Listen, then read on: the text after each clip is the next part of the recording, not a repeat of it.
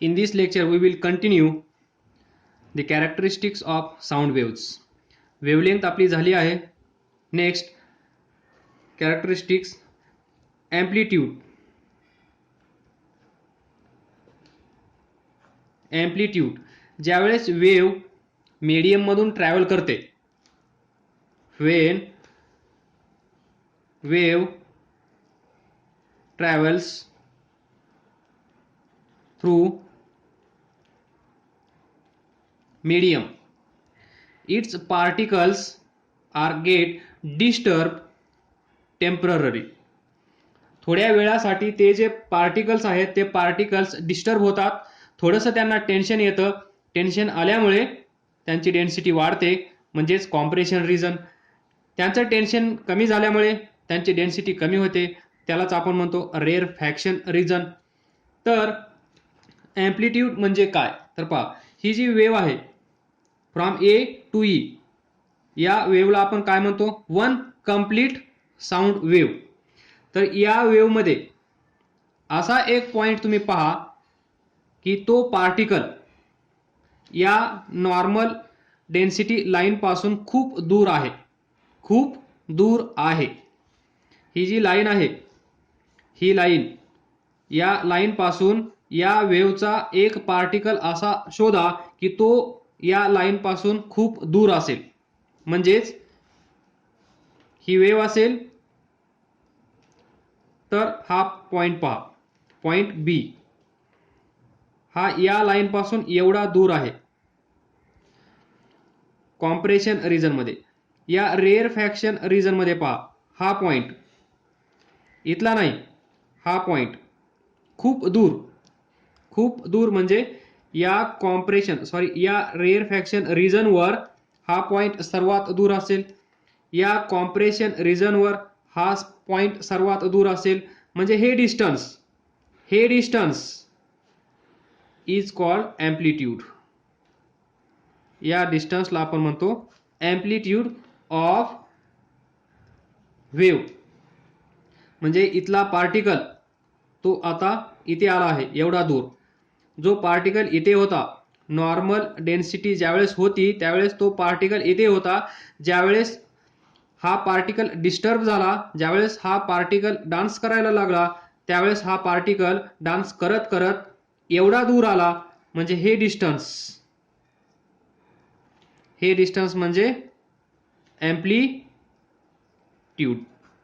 म्हणजेच असं तुम्ही लक्षात ठेवा, हा पार्टिकल आहे, नॉर्मली कॉम्पिटिशन सुरू झाला आहे, या कॉम्पिटिशनमध्ये याला डान्स करण्यासाठी तो स्टेजवर आला आहे. ज्यावेळेस सॉन्ग प्ले केलं नव्हतं त्यावेळेसची पोझिशन म्हणजे नॉर्मल डेन्सिटी. नाऊ आता असं कन्सिडर करा, सॉन्ग प्ले झाला आहे, याला डान्स करायला सुरुवात करावी लागणार आहे, त्यावेळेस तो इथपर्यंत जाऊ शकतो, हे त्याचं स्टेज. या पॉइंटला तो येऊ शकत नाही कारण हे त्याचं स्टेज आहे रेअरफॅक्शन. एवढं रिजन म्हणजे त्याचं स्टेज, एवढ्याच रिजन मध्ये तो डान्स करू शकतो, या रिजनच्या बाहेर तो जाऊ शकणार नाही. म्हणजेच जिथपर्यंत हा पार्टिकल जाऊ शकतो ते डिस्टन्स म्हणजे ॲम्प्लिट्यूड ऑफ वेव्ह. आलं लक्षात? This is small concept amplitude. तर हे आपण डिफाईन करूया. That is the maximum displacement. काय असेल? Maximum displacement. मॅक्सिमम डिस्प्लेसमेंट कुणाचं सांगा? Of particle.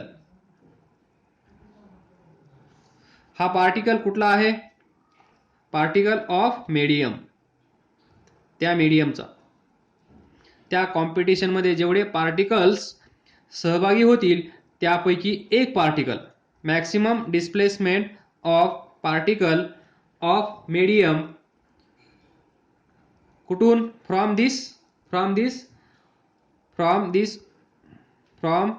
देअर आपण म्हणू शकतो, from there original undisturbed position. when wave passes through this medium. This is called as amplitude. आलं लक्षात? ही नॉर्मल पोझिशन, या नॉर्मल पोझिशन पासून हा पार्टिकल इकडे एवढा दूर गेला असेल तर हे डिस्टन्स म्हणजे काय? एम्प्लिट्यूड. तर याला डिनोट करतो आपण ए लेटरने. याला मेजर आपण करतो मीटरमध्ये. असं लिहा किंवा असं लिहा, आपण सिंपली असं लिहितो.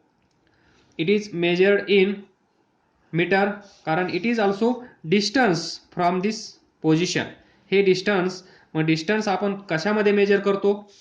मीटर. कधी कधी तिथे तुम्हाला भेटेल सेंटीमीटर, तर घाबरून जाऊ नका, याला याच्यामध्ये तुम्ही कन्वर्ट करा. दिस इज मोर अबाउट एम्प्लिट्यूड. आणि याचं जे एम्प्लिट्यूड असेल, ही जी वेव्ह आहे या वेव्हचं जे एम्प्लिट्यूड असेल ते एम्प्लिट्यूड कशाच्या बरोबर असतं हे पण लक्षात ठेवा. इथे आपण काय ठेवलं आहे? Tuning fork. बरोबर, tuning fork.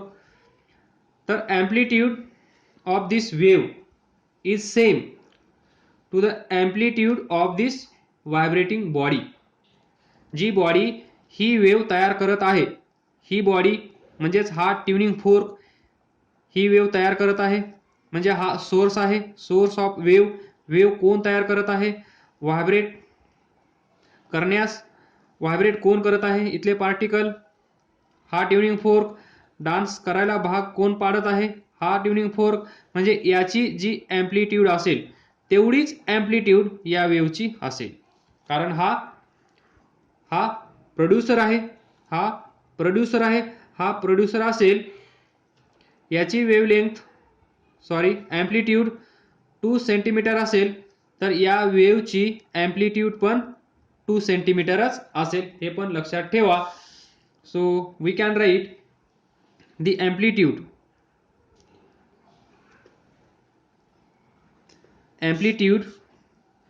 Of wave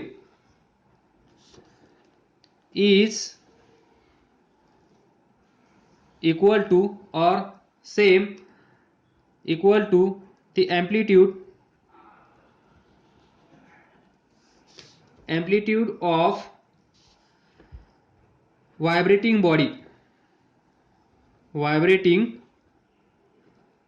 body which produces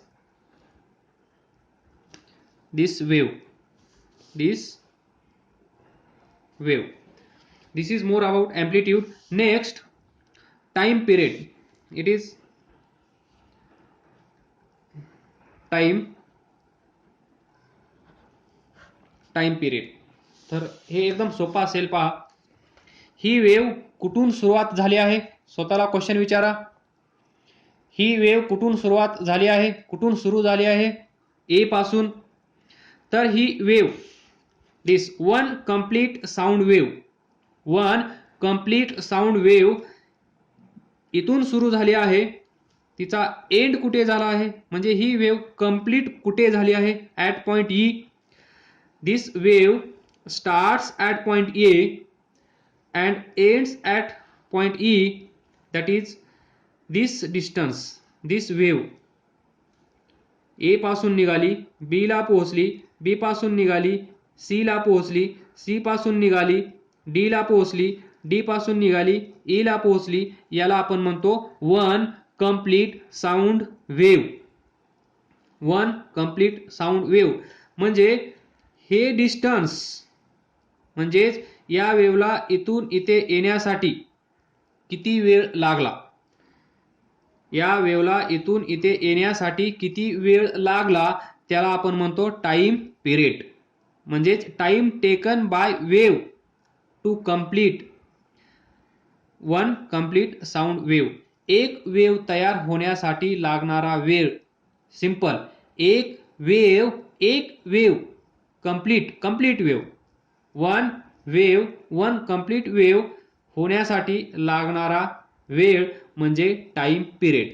म्हणजे इथून इथे हा पार्टिकल येईल, पार्टिकल तिथेच असेल हा. पार्टिकल येईल म्हणजेच wave carry energy, wave transfers energy. तर हा पार्टिकल इथेच असेल हे लक्षात ठेवा. तर टाइम पिरियड काय असेल? एक वेव्ह तयार होण्यासाठी. हे सिंपल आहे. Now we can write the definition. Time required to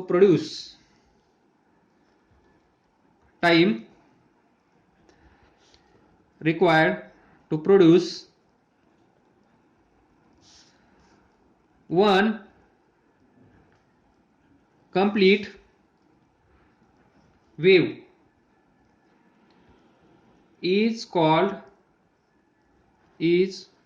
as time period. आलं लक्षात? This is definition. म्हणजे छोटीशी डायग्राम काढून ठेवा. ही वेव्ह कंप्लीट होण्यासाठी म्हणजे कॉम्प्रेशन रिजन आणि रेअरफॅक्शन रिजन कंप्लीट होण्यासाठी जेवढा वेळ लागला असेल दिस टाइम, बरोबर. हे असेल एम्प्लिट्यूड या साईडला, हे असेल एम्प्लिट्यूड या साईडला. दिस डिस्टन्स ही लॉन्जिट्युडिनल साऊंड वेव्ह. इकडे हा पार्टिकल एवढा दूर गेला म्हणजे याचं एम्प्लिट्यूड या साईडला एवढा आहे, या साईडला तेवढाच दूर येईल. हा इथे पहा, जर हे A1 असेल, हे A2 असेल, तर please remember A1 is equal to A2. Amplitude of one wave is same. तर एवढा टाइम लागला आणि हा टाइम म्हणजेच capital T. So small t is equal to capital T. So time period is denoted by capital letter T.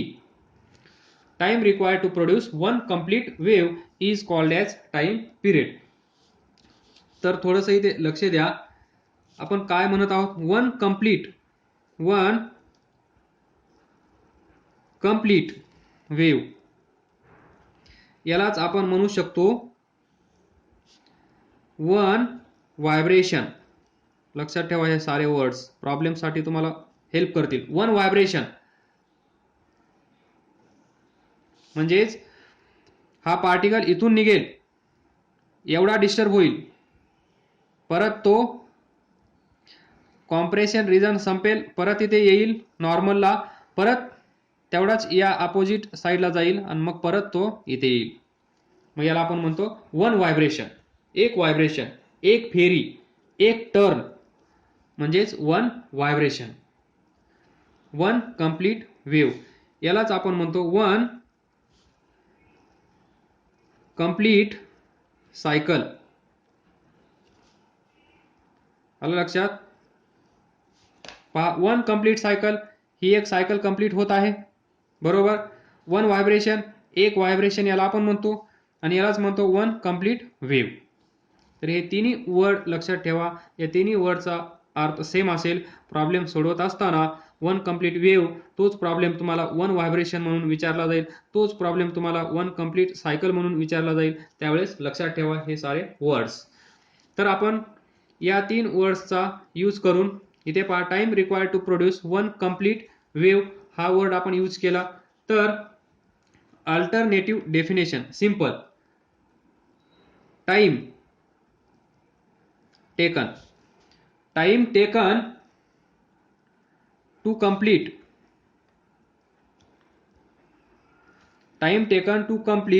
One vibration.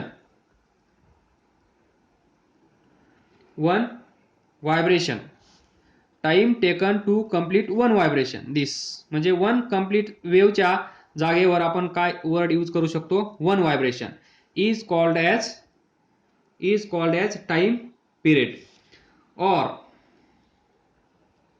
time taken to complete one cycle. आलं लक्षात? One complete cycle, one vibration किंवा one complete wave. This is more about time period. आणि हे major केलं जातं second. एका सेकंदामध्ये. तर समजा आता स्मॉल क्वेश्चन, इथे किती वेव्ह आहेत? ही पहिली वेव्ह, त्यानंतर ही दुसरी वेव्ह, 2 साऊंड वेव्ह आपण कंप्लीट कन्सिडर केल्या आहेत. 2 sound waves, 2 longitudinal sound waves. तर या दोन वेव्हसाठी टाइम लागला 1 सेकंद. किती लागला? 1 सेकंद. ए पासून आय पर्यंत येण्यासाठी 1 सेकंद लागला. तर can you guess time period काय असेल? Question mark. हा व्हिडिओ पाहिल्यानंतर याचा आन्सर मला तुम्ही सेंड करायचा आहे. होमवर्क परत पहा. ए पासून आय पर्यंत किती वेव्ज आहेत? 2. किती वेव्ज आहेत? 2. मग या 2 वेव्ह कंप्लीट होण्यासाठी वेळ किती लागला आहे? 1 सेकंद. तर क्वेश्चन काय आहे? What is time period of wave? That is capital T is equal to question mark. This is more about time period. Next, frequency. Frequency of wave. ही जी वेव आहे त्या वेवची फ्रिक्वेन्सी ती किती असेल? तर पहा, what is frequency of wave? एकदम थोडक्या शब्दात सांगतो अगोदर. 1 सेकंद कन्सिडर करा. किती? 1 सेकंद. एका सेकंदामध्ये ट्युनिंग फोर्क आहे, लक्षात आहे? दिस ट्युनिंग फोर्क, ही वेव कुणी तयार केली आहे? या ट्युनिंग फोर्कने. तर हा ट्युनिंग फोर्क काय करेल? इथे अशी वेव तयार करेल. ही वेव आलं लक्षात?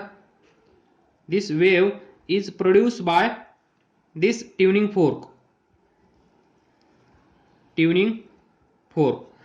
तर आता इथे या एका सेकंदामध्ये, व्यवस्थित ऐकून घ्या, एका सेकंदामध्ये हा ट्युनिंग फोर्क किती वेव तयार करत आहे? तो रेट. कोणता रेट? तो रेट म्हणजे फ्रिक्वेन्सी. म्हणजे फॉर एक्झाम्पल आसनगाव स्टेशनवरून एका सेकंदामध्ये, पॉसिबल नाहीये पण असं कन्सिडर करा, एका सेकंदामध्ये किती ट्रेन CST कडे जातात? किती ट्रेन कसाऱ्याकडे जातात? CST Kasara N. तर पहा, एका सेकंदामध्ये आसनगाव रेल्वे स्टेशनला किती ट्रेन क्रॉस करतात? एका सेकंदामध्ये टुवर्ड्स CST किंवा टुवर्ड्स कसारा N. हा जो रेट आहे, या रेटला आपण म्हणतो फ्रिक्वेन्सी ऑफ वेव्ह. आपण बोलता बोलता तुम्ही कधी कधी म्हणत असाल, ट्रेनमध्ये सध्या CST ला जाण्यासाठी त्या साईडला अप मार्गावर काय चालू आहे? गर्दीमुळे भरपूर नुकसान होत आहे, ॲक्सिडेंट होत आहेत. तर लोकांचा जीव वाचावा म्हणून आपण काय म्हणतो? बोलता बोलता ट्रेनची फ्रिक्वेन्सी वाढवावी. काय म्हणतो? ट्रेनची फ्रिक्वेन्सी वाढवावी. याचा अर्थ काय? नंबर ऑफ ट्रेन्स वाढवाव्या. आता जेवढ्या ट्रेन्स आहेत 24 आवर्समध्ये, समजा 30 ट्रेन्स असतील, तर 24 आवर्समध्ये त्या 60 कराव्या, म्हणजे फ्रिक्वेन्सी वाढवावी. तर इथून आपण कॅल्क्युलेट करू शकतो पर सेकंद. एका सेकंदाला किती ट्रेन जात असतील? 24 तासामध्ये एवढ्या, तर एका सेकंदामध्ये किती? त्याला आपण काय म्हणतो? Frequency of train. इथे ती ट्रेन म्हणजे काय आहे? It is like train. पहा, ही ट्रेनच आहे. ही जी वेव्ह आहे ती म्हणजे ट्रेनच आहे. तर एका सेकंदामध्ये जेवढ्या वेव्स हा ट्युनिंग फोर्क प्रोड्यूस करू शकतो, जनरेट करू शकतो, क्रिएट करू शकतो, त्याला आपण म्हणतो frequency of this tuning fork. Frequency of this tuning fork, आणि तीच फ्रिक्वेन्सी असेल याची. आलं लक्षात? This is more about frequency. Now we will define. तुम्हाला एक्झाम पण द्यायची आहे, फक्त ऐकून सोडून द्यायचं नाहीये. तर हे लिहायचं कसं हे पण तुम्हाला लक्षात ठेवायचं आहे. तर पहा, number of complete waves, the number of complete waves. Word पहा, कंप्लीट वेव्स म्हणजे ही एक वेव, नंतर ही एक वेव कंप्लीट आहे. तर पहा, ही हाफ वेव आहे, ही हाफ वेव आहे, तर ही कन्सिडर नाही, फक्त कंप्लीट, फक्त कंप्लीट. तर किती आहेत इथे? 2. एका सेकंदामध्ये इथे 2 वेव्स तयार झाल्या आहेत, 2 वेव्स प्रोड्यूस झाल्या आहेत. म्हणजे या ट्युनिंग फोर्कची फ्रिक्वेन्सी किती असेल? 2. आलं लक्षात? दी नंबर ऑफ कंप्लीट वेव्स किंवा सायकल किंवा सांगा व्हायब्रेशन, कारण वन कंप्लीट वेव्ह म्हणजेच वन कंप्लीट सायकल म्हणजेच one vibration. So the number of complete waves or cycles or vibrations produce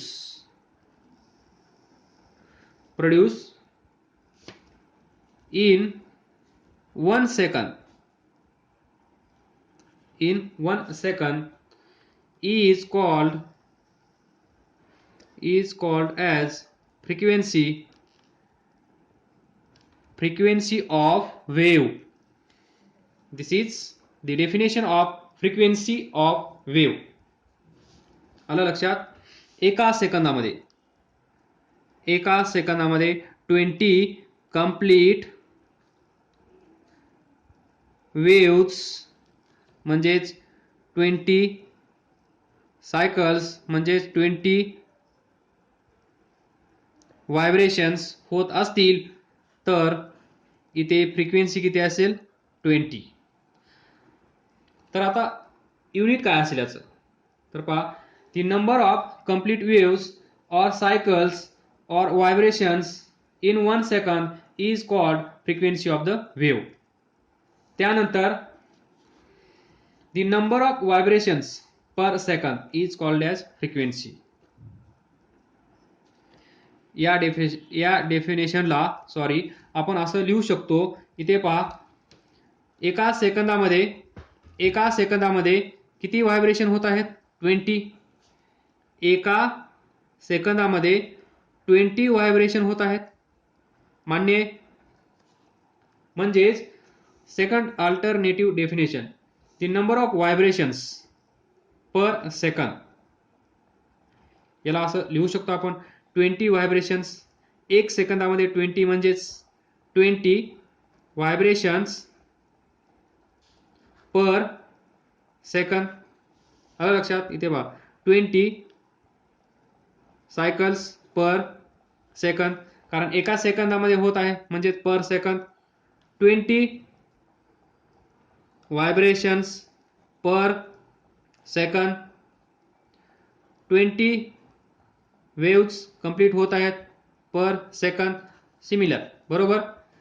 म्हणजेच एवढंच लक्षात ठेवायचं आहे तुम्हाला डेफिनेशन. जर अल्टरनेटिव्ह डेफिनेशन तुम्हाला लक्षात ठेवायची असेल तर ही, आणि हीच युजफुल आहे. प्रत्येक प्रॉब्लेममध्ये असंच दिलं जातं. तर याला आपण कसं लिहू शकतो? पहा, हे काय आहे?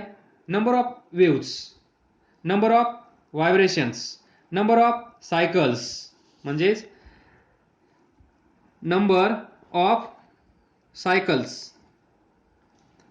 पर second, number 1. Number of vibrations per second, number 2. Number of complete waves per second, 3. These are all definitions in different words, different languages. तर हे सारे वर्ड्स तुम्हाला लक्षात ठेवायचे आहेत. फ्युचरमध्ये तुम्हाला आज हा युजफुल झाला तर फ्युचरमध्ये कुठे ना कुठे कोणता ना कोणता कधी ना कधी येऊ शकतो. नाव unit. Unit of frequency. Unit of frequency is hertz. Unit, and it is written as capital H, small z. SI unit of frequency is hertz. तर हे असं लिहायचं नसतं, याला असं लिहू शकतो आपण HERTZ. आलं लक्षात? हे असेल स्मॉल युनिट. तर याच्या पुढचं युनिट लक्षात ठेवा, kilo hertz. Next kilo hertz म्हणजेच small K capital H Z. 1 kHz is equal to 1000 hertz. 1000 hertz Hz. हे लक्षात ठेवा. Conversion. Unit hertz written as, हे ॲक्च्युली स्मॉल लेटर पासून सुरुवात करायची असते कुठल्याही युनिटची. Kilo hertz big unit. Larger unit use करायचा असेल, फ्रिक्वेन्सी खूपच जास्त असेल तर आपण या युनिटचा यूज करतो. छोटीशी असेल तर आपण या युनिटचा यूज करतो. Depends upon situation and frequency. This is more about frequency of wave. तर याची पण डेफिनेशन लिहून ठेवा. What is 1 hertz? 1 हर्ट्स म्हणजे काय? पहा, एक सायकल झाली म्हणजे 1 हर्ट्स. परत अजून एक सायकल असेल तर किती सायकल झाल्या? 2 हर्ट्स. परत अजून एक सायकल तर काय असेल फ्रिक्वेन्सी? 3 हर्ट्स. म्हणजे इथून तुम्हाला काय दिसून येत आहे? एक सायकल म्हणजे 1 हर्ट्स, 2 सायकल म्हणजे 2 हर्ट्स, 3 सायकल म्हणजे 3 हर्ट्स. म्हणजे आपण असं लिहू शकतो का? 1 hertz is equal to 1 vibration per second. This is definition of 1 hertz. That is 1 vibration per second, 1 wave per second, 1 cycle per second. You can write. त्याला आपण म्हणतो 1 hertz. याचा अर्थ काय असेल मग? जर 10,000 हर्ट्स असं जर तुम्हाला कुठे दिसलं तर याचा अर्थ काय असेल? अशा एका सेकंदामध्ये अशा या ज्या सायकल्स आहेत याला आपण काय म्हणतो? एक सायकल, 1 वेव्ह. तर जर तुम्हाला आजपासून पुढे असा मोठा नंबर दिसला तर याचा अर्थ काय असेल? इथे किती सायकल होत आहेत? 10,000. एका सेकंदामध्ये 10,000 सायकल्स होत आहेत. 1 व्हायब्रेशन पर सेकंद म्हणजे 1 हर्ट्स. मग 10,000 हर्ट्स म्हणजे काय? 10,000 व्हायब्रेशन्स पर सेकंद. एका सेकंदामध्ये 10,000 व्हायब्रेशन. पहा, इमॅजिन करू शकता का तुम्ही? एक सायकल, 10 सायकल म्हणलं तर आपल्याला इमॅजिन होणार नाही, 100 म्हणलं तर आपल्याला इमॅजिन होणार नाही. एक वेळ आपण 3, 4, 5 एका सेकंदामध्ये इमॅजिन करू शकतो, पण 10,000 इज नॉट जोक. म्हणजे किती व्हायब्रेशन होत असतील पहा तिथे. झुम झुम झुम झुम झुम झुम एका सेकंदामध्ये 10,000. Can't imagine. This is more about frequency of sound wave. Last but not list, हा ट्युनिंग फोर्क असेल. या ट्युनिंग फोर्कवर जर 256 असं लिहिलेलं असेल तर याचा अर्थ काय असेल? हा जो फोर्क आहे, हा जो प्रॉन्ग्स आहे, हा एका सेकंदामध्ये 256 सायकल्स, 256 व्हायब्रेशन्स, 256 वेव्स तयार करतो. 256 वेव्स इन 1 सेकंद. 256 व्हायब्रेशन्स. कारण 256 व्हायब्रेशन्स झाल्या म्हणजेच 256 वेव्स तयार होतील, म्हणजेच 256 सायकल्स तयार होतील. अशा